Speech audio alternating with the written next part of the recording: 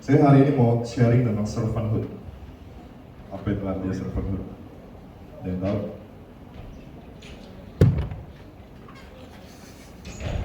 Servanthood itu bicara tentang, kalau di bahasa Indonesia kan rada aneh, perhambaan. Ya, perhambaan. Jadi dibuat ini aja menjadi hamba. Ya. Kita buka dengan cepat aja karena waktu saya nggak banyak. Hadirat Tuhan kuat banget tadi. Saya nggak semua banyak bisa datang kan hujan ya. Kan hujan ya. 1 Petrus 2 ayat 16.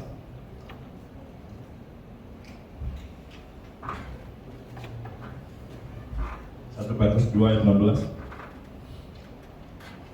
Cepat aja, cepat. Kalian langsung lihat handphone aja, jangan di layar. Oke, handphone suci. Hiduplah sebagai orang merdeka dan bukan seperti mereka. Aneh suaranya. Dan seperti mereka yang menyalahgunakan kemerdekaan itu untuk menyelubungi kejahatan-kejahatan mereka, tetapi hiduplah sebagai hamba Allah. Tuhan bilang, hiduplah sebagai hamba. Amin. Banyak, saya tahu hari-hari ini banyak sekali pengajaran tentang Bapak ya, Bapak yang baik, kita anak. Memang ada benar kita punya pola pikir kalau kita anak, karena buat kita jadi nggak perlu earn something untuk dapat sesuatu dari Tuhan, karena kita anak, apa yang Bapak punya kita punya. Tapi juga kalau pemahaman ini nggak lengkap, bisa buat orang-orang jadi, bahasa saya ngalem sama Tuhan, bahkan kurang aja. Banyak hari-hari ini kalau doa itu gini, sambil tiduran, oh Tuhan, ngalem apa ya? Ngalem.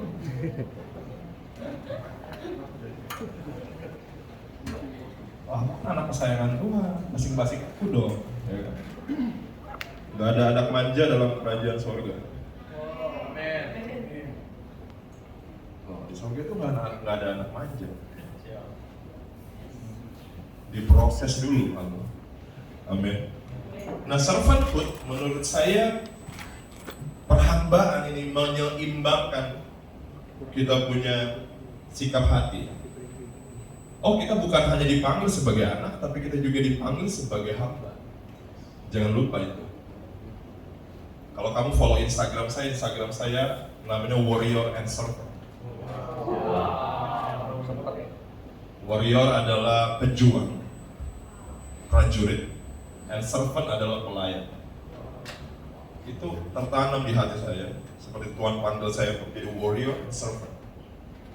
Jadi warrior doang nggak cukup, perlu jadi servant. Amin.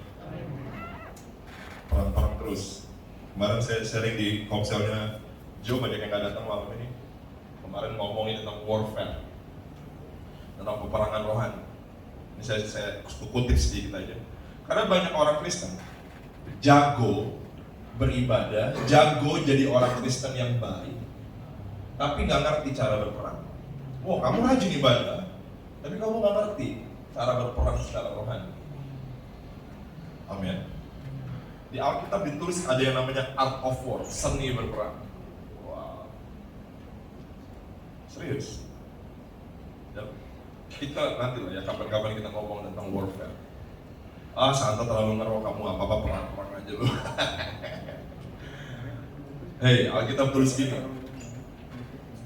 Di akhir zaman, di kitab Wahyu ditulis, barang siapa menang, dia akan dudukkan bersamaku, kata Tuhan ya. Jadi kalau ada yang menang, berarti ada yang kalah. Makanya mesti ingat bicara perang, tapi lain kali. Tapi kita mau bahas servanthood atau perhambaan, atau jadi hamba. Apa sih hamba? Nah, banyak orang gereja ya, kalau ada yang jadi usher, ada yang main musik, dibilang pelayan Tuhan. Apakah benar orang-orang yang pelayanan itu pelayan Tuhan, hamba Tuhan? Benar. Orang bisa pelayanan, tapi belum tentu dia hamba. Tapi hamba pasti melayani. Ya, sekali lagi ya. Kamu bisa melayani Tuhan apapun, jadi Asya, jadi apa? Singa, Ambori, mau jadi apapun kamu bisa mengambil peran dalam gereja untuk melayani. Tapi belum tentu itu tunjukin kamu hamba. Tapi kalau hati kamu hamba, kamu pasti melayani. Kita ngomong esensi, amin. Karena banyak orang ada di panggung pelayanan, hatinya gak hamba, hatinya raja. Aku di sini supaya aku dilihat. Aku di sini supaya orang tahu kemampuan aku, ya. Aku bisa nyanyi, suara aku kayak Celine Dion. Kalau vibra, kamu bisa pelayanan, tapi belum tentu kamu hamba. Nah, itu ngeri ya. Amin. Kita berdoa orang-orang yang melayani editor, hatinya dulu, hamba dulu. Hamba dulu. Jadi hamba dulu. Nah, kita bilang hiduplah sebagai hamba Allah.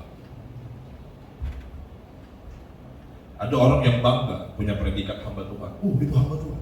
Itu hamba. Bangga. Kamu tahu nggak arti kata hamba itu apa?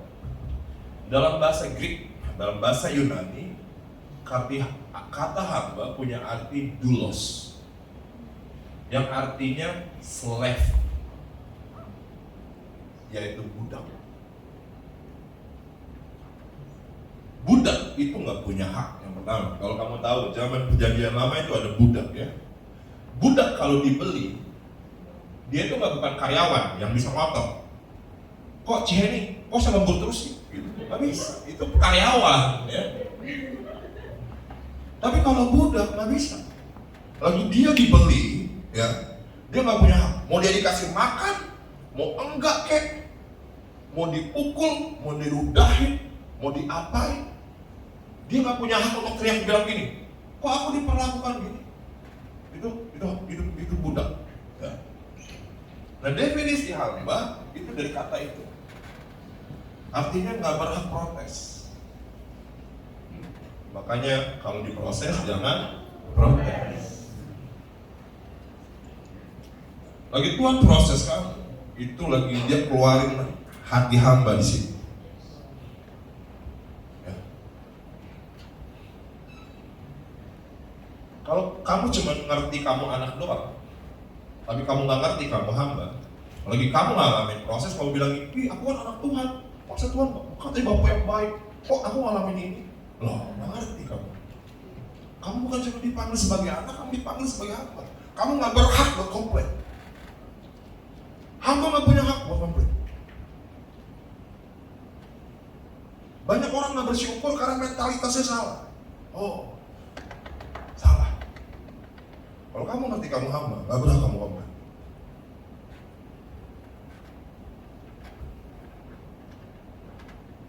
Banyak sekarang orang nggak dijadwal pelayanan aja komplain.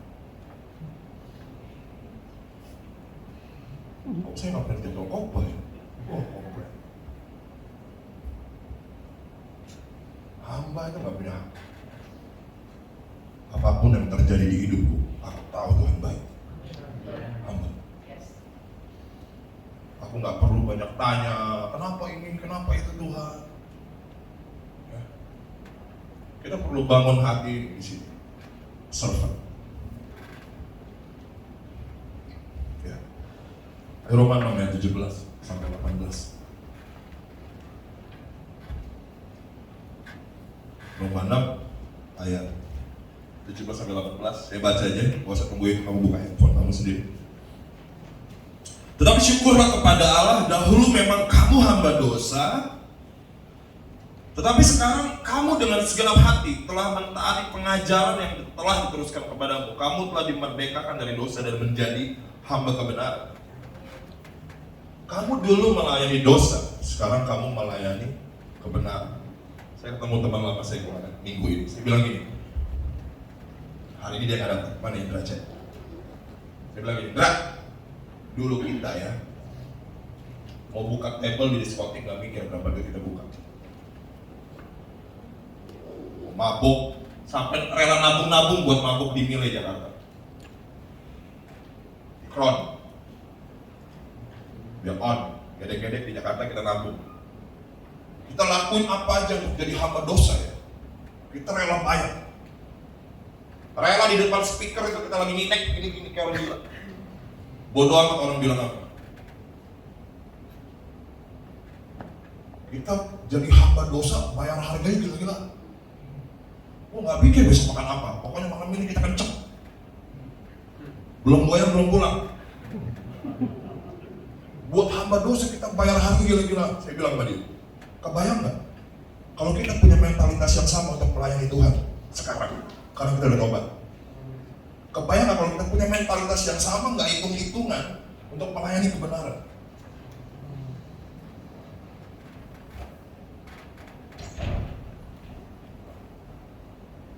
Kamu dulu melayani dosa, sekarang kamu melayani kebenaran. Ya. Semua emosi, semua daya yang kamu curahin untuk jadi hamba dosa, tarik itu, lepasin kepada kebenaran. Saya selalu tanam di dalam hati saya, kalau saya dulu nggak takut mati gara-gara jadi orang gemblung, saya juga harusnya takut mati untuk jadi orang benar sekarang. Amin. Amin.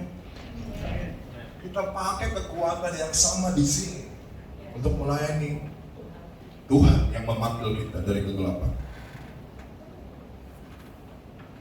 Amin. Amin. Banyak orang setelah bertobat, ya, sebelum kenal Tuhan kan hamba dosa. Setelah kenal Tuhannya nanggung-nanggung. Nggak langsung terjun pelayanan, nggak terjun langsung melayani. Apalagi kakak-kakak rohaninya bilang, aduh sorry kamu belum siap. Kalau kamu repent, bertobat, kamu nggak perlu tunggu nanti sungguh kamu punya gelar STH, SPL, nggak perlu. Detik kamu repent, detik kamu bertobat, terjun dalam dunia pelayanan dan terus jadi hamba Tuhan, melayani Tuhan. Apapun yang kamu bisa dengan skill kamu, kasih buat Tuhan. Kamu gak harus khotbah, tapi kamu punya skill. Tiap hari yang temenin saya, mana Gabe? Mana dia? Gabe kecil-kecil, dia punya banyak skill. Dia bisa desain logo, ya. Dia bisa atur sound system, dia bisa main musik, semua alat musik dia bisa. Penggebin. Dia nggak khotbah di sini, tapi apa yang dia lakukan penting buat Tuhan.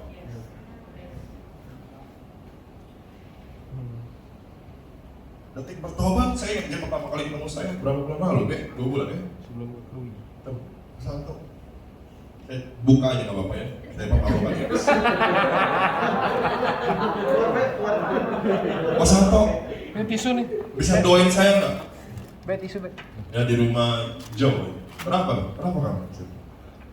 Saya ini terikat dalam dosa perzinahan. Wah, siap. Oke, saya bilang ya.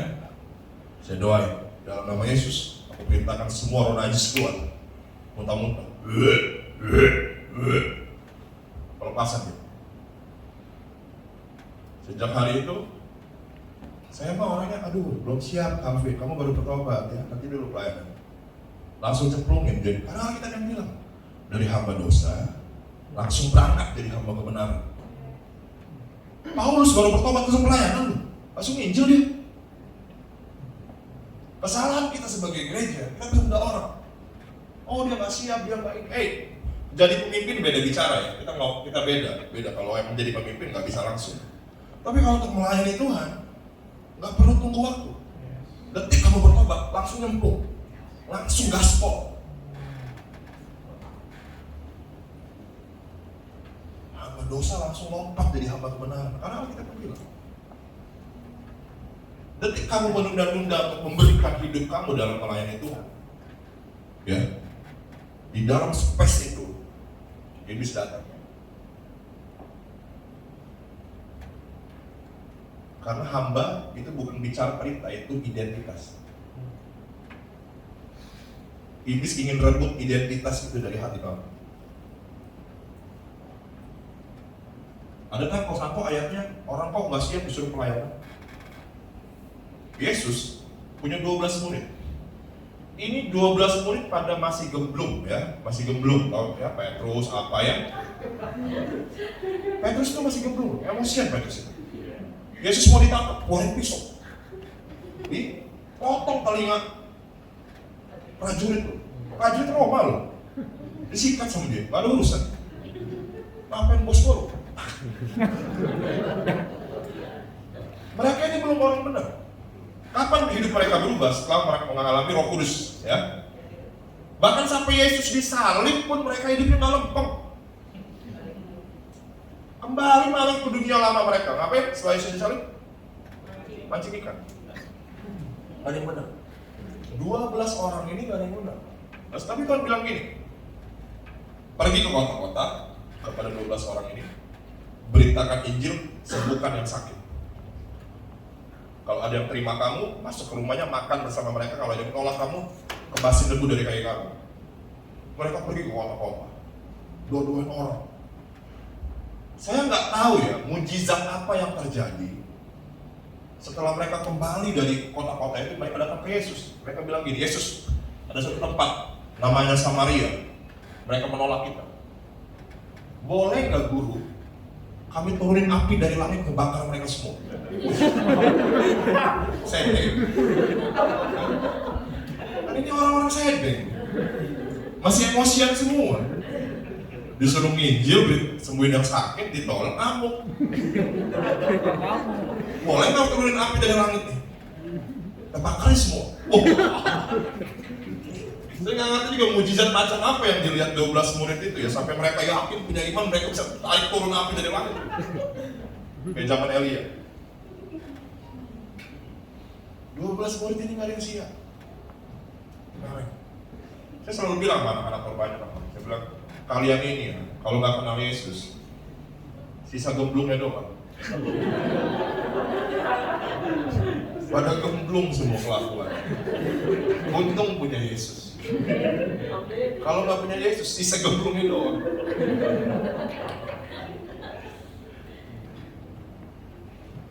Yesus nggak tunggu. Setelah murid-murid 12 balik, Yesus bilang gini, oke, kalau gitu, good. Kirim 70 lagi. Wow. Yang 12 yang tiap hari sama Yesus aja masih gemblung. Ada 70 orang lagi yang jarang-jarang ketemu Yesus. Dikirim lagi sama Yesus, lakuin hal yang sama. Amin. Kamu dipanggil untuk jadi hamba. Detik kamu bertobat, jangan tunggu waktu. Tuhan, aku mau pelayan, aku mau layani Tuhan. Saya ingat banget ya, cerita dikit. Aku saya cuma dikit banget. Saya bertobat, saya rindu banget jadi melayani Tuhan. Apapun saya mau lakuin.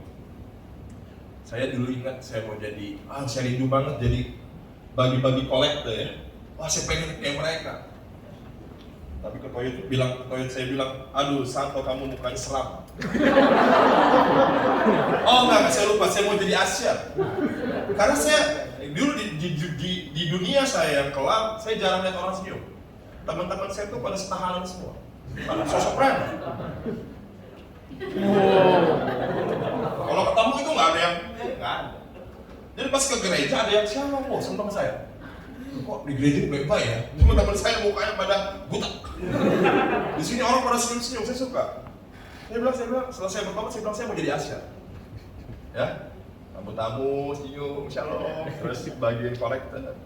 Tapi ke toilet saya bilang, Santo jangan, pasrah. Nggak cocok jadi Asia. Orang nggak jadi masuk.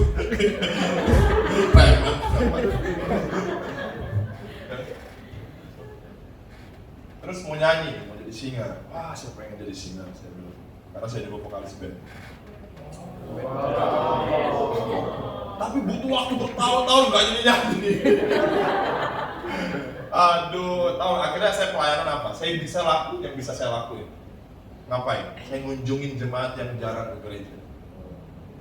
Wah, kunjungin tuh jemaat dari rumah ke rumah, naik angkot.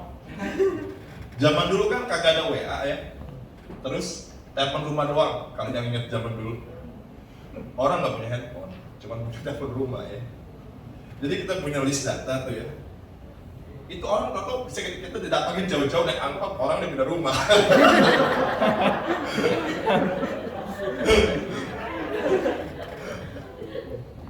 Keliling, kunjungin, itu yang saya bisa lakuin. Yang kedua yang saya bisa lakuin, saya masih ingat ada di gereja saya waktu itu ada berapa box, 2 box kalau nggak salah, isinya komik-komik kecil, isinya traktat. Traktat itu komik-komik kecil, isinya yang nginjil, terima Yesus, kalau nggak terima Yesus masuk neraka. Intinya itu lah, buku-buku itu. Saya habisin kedua box. Bukan gue jualin, bukan. Gue bagiin di angkot, di bus, di sekolah, di mana gue ketemu orang gue bagiin. Masuk angkot, ramai karena ada angkot, silakan dibaca. Wow. Buku apa ini? Buku apa nih? Orang protes bukan saya. Minder malah saya bilang itu Yesus. Wah, malah nginjil. Tapi itu yang saya bisa lakuin ya waktu itu. Saya nggak nunda-nunda saya. Begitu. Waktu gue bilang gue nggak boleh pelayanan, gue lakuin pelayanan gue sendiri. Kita dipanggil jadi hamba, amin. Gak perlu tunggu, kamu gak perlu tunggu jadi sempurna untuk melayani Tuhan. Karena Tuhan gak cari kesempurnaan, Tuhan cari kerelaan hati. Tuhan gak cari orang yang mampu, kok dia cari orang yang mau. Ya. 1 Korintus 3 ayat 13. 5 menit lagi. Ini kalau lebihan dikit kan atas gak sih? Wow. Gas saja ya. 1 Korintus 3 ayat 13. Kali kelak pekerjaan masing-masing orang akan nampak, karena hari Tuhan akan menyatakannya, sebab dia akan nampak dengan api, dan bagaimana pekerjaan masing-masing orang akan diuji oleh api. Nah, ini seru. Kenapa saya nggak perlu khawatir kalau orang-orang baru bertobat langsung pelayanan? Karena nanti yang ngetes, yang apa ya namanya, yang kualifikasi itu bukan pendeta, bukan. Yang kualifikasi Tuhan sendiri. Kalau kamu terjun dalam pelayanan dan hati kamu salah, itu akan diuji. Ya, itu akan diuji. Kalau hati kamu salah, Tuhan akan proses kamu. Tuhan akan bongkar motivasi kamu, ya. Tuhan akan hancurin kesombongan kamu, ya. Wah, dari dulu saya rindu jadi pengkhotbah. Baru bertobat kan ya, lihat pendeta-pendeta kalau khotbah, saya bilang, aduh Tuhan, saya pengen kayak mereka. Akhirnya saya mulai sering khotbah di komsel ya kan. Kalau ada yang kan biasanya ada yang dijadwal yang khotbah siapa, ya kan. Yuk ada yang mau nambahin, saya duluan nambahin. Pokoknya gue khotbah terus. Ya, mau orang seneng gak seneng, khotbah terus. Suatu kali saya nggak tahu kenapa dalam doa pengertian, lagi saya mau sharing, dia bilang, Santo kamu nggak boleh khotbah. Yang lain boleh, saya nggak boleh. Loh, apa ya? Kenapa? Nggak boleh khotbah. Wah, saya hancur hati. Ya, itu baru-baru bertobat. Diproses hati saya. Gitu. Amin. Amin. Kamu mesti terjun dulu. Kamu mesti bilang, Tuhan, aku mau jadi hamba Tuhan. Karena Tuhan panggil aku jadi hamba. Amin. Langsung terjun. Nanti Tuhan proses. Tuhan yang saya bakal lanjutin ya, gak apa-apa ya. Ibrani 5 ayat 12.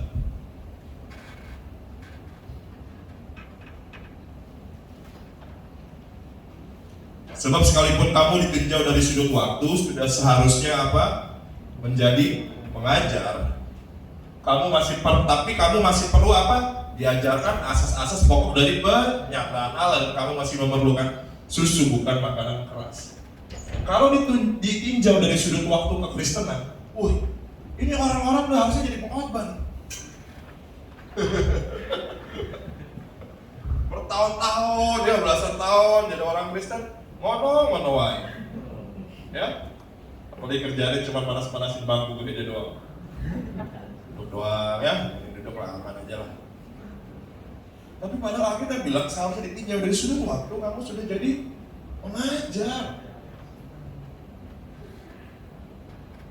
Kalau kita bilang manfaatkan, pergunakan waktu yang ada, karena hari-hari ini adalah hari-hari yang jahat.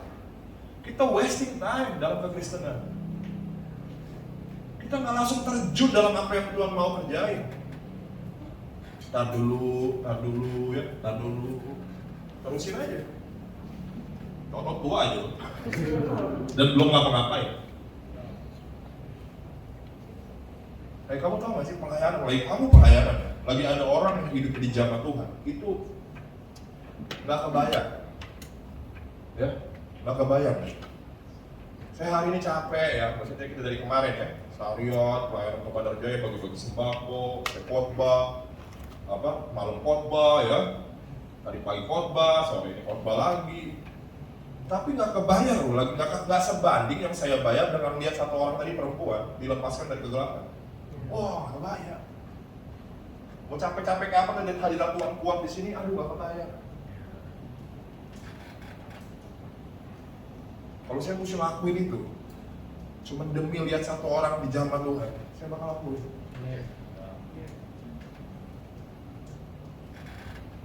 Amin. Masih banding. Kamu harus kasih hidup kamu buat Tuhan. Jadi hamba. Dan lagi kamu lihat orang-orang dipulihkan, dimerdekakan, hidup yang lewat kamu. Kamu lihat ke belakang, yang gua bayar gak sebanding dengan apa yang Tuhan lakuin buat orang-orang. Dan bakal pakai aku terus. Aku akan bayar harganya apapun untuk lihat lebih banyak orang alami Tuhan. Apapun Tuhan, apapun. Gak sebanding. Amin. Oh, kita bakal ngomongin tentang 5 karakteristik hamba. Jesus, Bapak ya, jangan salahin saya loh. Tadi hadirat Tuhan yang bikin lama. Salahin hadirat Tuhan aja belum berani kamu. Ya, 5 karakteristik hamba, yaitu Filipi 2 ayat 5-7.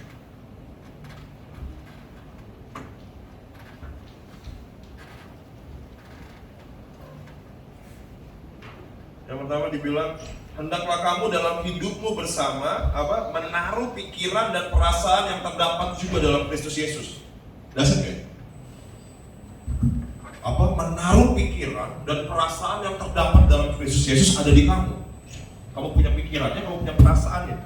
Wow, gimana caranya memiliki pikiran dan perasaan Kristus di dalam hati kamu, gimana? Yang walaupun dalam rupa Allah tidak menganggap kesetaraan dengan Allah itu sebagai milik yang harus dipertahankan, melainkan telah mengosongkan dirinya sendiri dan mengambil rupa seorang hamba dan menjadi sama dengan manusia.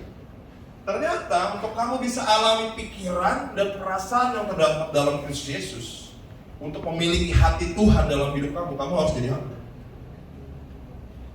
Dibilang kamu harus seperti Yesus mengosongkan diri. Hanya orang yang mengosongkan dirinya, rela mati dari egonya. Hanya orang yang mengosongkan dirinya yang bisa dipenuhi Kristus. Amin. Bagi kamu nyanyi penuhi, itu bukan nyanyi-nyanyi doang. Artinya gini, bagi kamu nyanyi bilang penuhi aku Tuhan, kamu siap kosong. Karena tanpa kosong kamu nggak bisa penuh. Tanpa kosong kamu nggak bisa ngalamin pikiran dan perasaan yang terdapat dalam Yesus. Lagi kamu bilang ini, Tuhan penuh ya aku, kamu siap kosong, kamu siap ego kamu tenggelam. Kamu setiap harga diri kamu hilang ya. Keakuan kamu dikubur. Mudah nggak? Nggak mudah. Yesus kasih contoh itu. Punya hati yang kosong, punya hidup yang rela kosong untuk Tuhan. Yang kedua, memiliki kehidupan doa. 2 karakter kedua, 1 Korintus 4 ayat 1.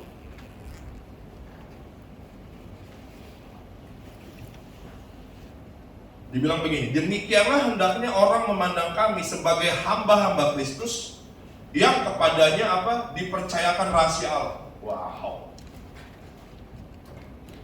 Karakter kedua dari hamba Kristus atau hamba Tuhan adalah mereka dipercayakan apa?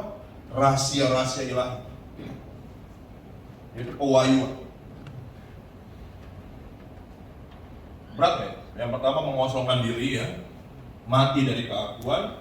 Yang kedua, memiliki revelation atau rahasia-rahasia ilahi.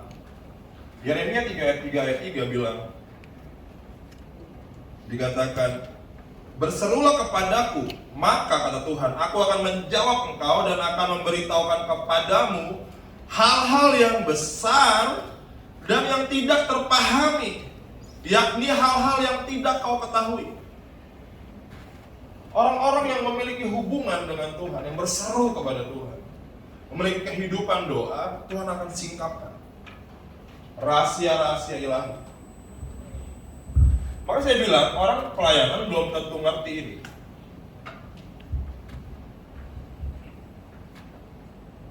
Pelayanan gak jamin kamu hamba, tapi hamba tahu hati Tuhan. Hamba bisa punya rahasia-rahasia Kristus, revelation, pewahyuan. Pewahyuan berbeda dengan informasi. Ya, kamu dengar khotbah aja, kamu bisa punya banyak khotbah informasi, tapi belum tentu itu pewahyuan. Amin. Kamu cari berseru kepada aku, maka aku akan memberikan kepadamu, tahu kepadamu hal-hal yang tidak kau ketahui. Mungkin hamba Tuhan kalau malas doa, orang-orang yang pelayanan nggak pernah doa, ya jangan doa, nggak usah pelayanan dulu lah. Kamu layani siapa? Banyak orang pelayanan tapi hidupnya nggak pernah doa. Sebenarnya dia sedang melayani siapa? Amin. Amin. Yes. Ya. Ayat 3, karakter dalam yang dimiliki oleh seorang hamba dibilang 2 Timotius 2 ayat 24. Ya, ini rada-rada keras memang khotbah-khotbah kayak gini, tapi saya percaya kita siap ya.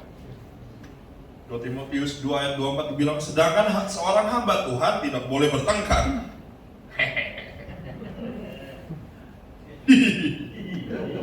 Oh, berat ini enggak ya? Tapi harus ramah terhadap semua orang, ya. Ya harus cakap mengajar, Wah, berat. Ini buat saya berat. Berat. Ini saya khotbah ini nomor 3 paling berat buat saya. Ya. Boleh bertengkar, ramah terhadap semua orang, cakap mengajar, sabar. Wow. Nah, ini bicara tentang apa? Karakter. Banyak orang Kristen kecewa sama gereja karena yang pelayanan nggak bangun hati hamba, nggak bangun karakter. Akhirnya orang-orang datang bukan ketemu hamba Tuhan, kecewa. Kok pelayanan tapi ngono, ya. Oh nyanyi suaranya merdu, kelakuan kucing garong.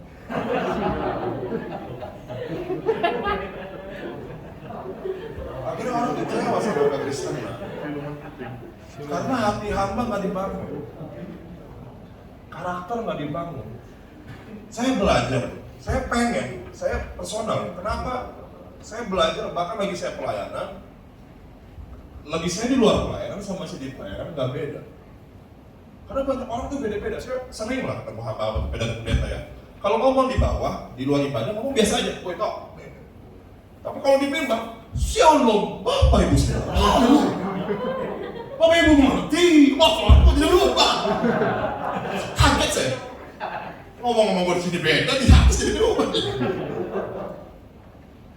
Beda-beda ya orang. Ini bukan panggung drama.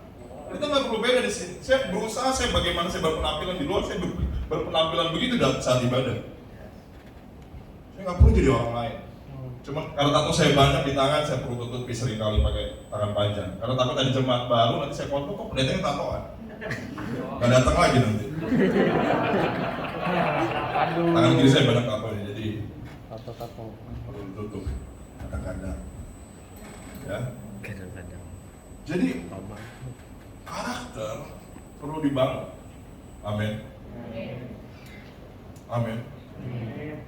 Kalau orang yang mau pelayanan, mesti dibina karakternya.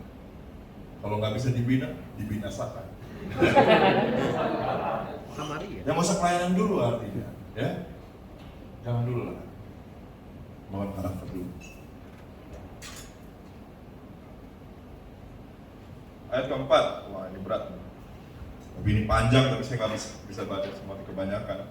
Matius 25 ayat 31 sampai 46, wah banyak banget. Oke, saya singkat aja kali ya, kalau kalian bisa baca di rumah. Ini bicara tentang Yesus pada hari-hari terakhir, dia memisahkan antara kambing dan domba. Yesus pisahin yang mana kambing, yang mana domba. Jadi jangan seneng dulu ya. Jangan mentang-mentang kamu jadi orang Kristen ke gereja, kamu domba. Oh, belum tentu. Belum tentu, ya. Jangan seneng dulu. Coba lihat kepala kamu dan tanduknya enggak? Karena di hari-hari terakhir dia bilang gini, iya kan, apa? Memisahkan mana kambing, mana domba. Itu coba baca dulu. Domba apa? Dari kambing. Dipisahin. Coba baca lagi, bro. Lanjut.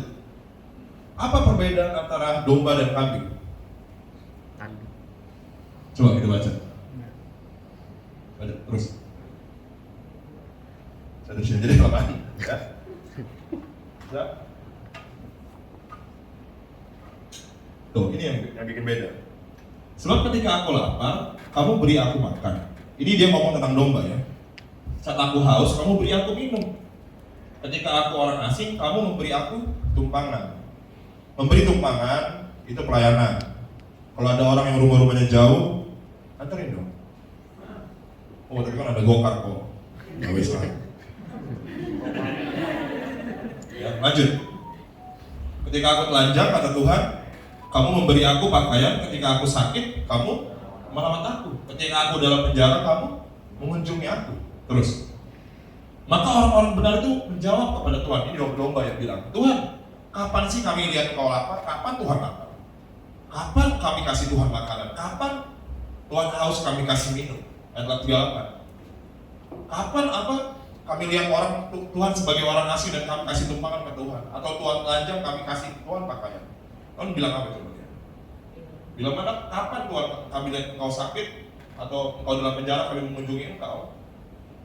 Dan Tuhan bilang gini, aku berkata kepadamu sesungguhnya apa? Segala sesuatu yang kamu lakukan untuk salah seorang dari saudaraku yang paling hina ini, kamu telah melakukannya untuk aku. Dan kambing sebaliknya ya. Dan domba melayani orang yang paling hina itu malah seperti melayani Tuhan. Tapi yang domba gak peduli, cuek. Artinya apa? Hamba itu punya karakter ini, belas kasihan, compassion, selalu punya hati untuk orang-orang yang hancur dan tertolak dan yang terbuang. Saya paling suka dengan Maria Carey, oh bukan, Mother Teresa. Dia kasih hidupnya buat orang-orang ini. Dia bersihkan orang yang kusta. Kusta tuh ya, bukan panok, bukan. Kusta itu menular. Kalau kusta menular, itu makan daging kamu, grogotin daging kamu. Tapi Mother Teresa dia nggak pusing. Dibersihin tuh orang-orang. Dia nggak takut ketularan. Dan sampai akhir hidupnya, Mother Teresa nggak pernah kusta. Amin. Hamba harus punya compassion, belas kasihan. Kalau hamba cuek sama orang ya, itu bukan hamba. Kambing. Embeknya sama ya, sama-sama embek. tapi sikapnya beda. Memang agak beda, agak sulit bedain kambing sama domba, tapi kamu bisa lihat bagaimana mereka berbelas kasihan. Amin. Ayat yang terakhir, karakteristik untuk seorang hamba, Yohanes 12 ayat 26. Barang siapa melayani aku, ia harus mengikut aku, dan di mana aku berada, di situ pun pelayanku berada. Barang siapa melayani aku, ia akan dihormati Bapa. Dibilang gini, barang siapa melayani aku, ia mengikut aku. Dan setiap orang yang mengikut Tuhan, yang melayani Tuhan, Tuhan kasih reward atau hadiah. Apa hadiahnya? Coba buka Markus 1 ayat 17. Karena apa? Barang melayani aku, ya harus mengikut aku. Rewardnya apa? Bukan. Matius 1 ayat 17. Markus 1 ayat 17 bilang, Yesus berkata kepada mereka, mari ikutlah aku dan kamu akan kujadikan penjala manusia. Karakteristik kelima ini sangat penting bagi para hamba-hamba Tuhan. Karena banyak hari-hari ini orang-orang pelayanan gak mikirin jiwa-jiwa. Alkitab bilang gini, kalau kamu ikut aku kata Tuhan, aku akan jadikan kamu penjala manusia. Amin. Amin. Karakteristik yang punya hamba harus punya hati buat orang-orang yang belum kenal Tuhan, yang terhilang. Gitu. Suatu hari saya pernah Tuhan ngomong sama saya keras sekali. Itu season, itu musim di mana saya sangat tenggelam dalam karunia profetik. Saya lagi growingnya dalam anugerah Tuhan, dalam karunia profetik. Yang belum ngerti karunia profetik adalah, itu bukan karunia sebenarnya, itu gaya hidup ya, profetik. Saya sedang bertumbuh dalam penglihatan dengan suara Tuhan, ya, semua hal-hal pengurapan dan semua itu. Saya dulu ngalamin, saya pernah doain orang satu ruangan tuh nggak ada yang berdiri, rebah semua. Dilawat Tuhan semua. Wah, saya lagi di musim, di season itu saya lagi dengan hal-hal profetik. Tapi di tengah-tengah itu Tuhan bilang gini sama saya. Di tengah-tengah saya ngerasa hebat ya, dengan suara Tuhan, pengurapan apa. Di tengah-tengah itu Tuhan ngomong gini, Santo, kapan terakhir kali kamu ajak orang ke gereja? Diem sana. Iya juga ya. Buat sosok hebat, pengurapan, nubuatan, suara Tuhan, lupa ngajak orang ke gereja, lupa ngajak orang kenal Tuhan. Tuhan ubah. Amin. Amin. Nggak peduli betapapun hebatnya kita pelayanan di tempat ini atau di gereja atau apapun. Kau bisa nyanyi kayak malaikat ya atau apapun lah. Tapi pasti Tuhan bilang gini di hati kamu, jiwa-jiwa butuh aku. Orang-orang yang terhilang gak kenal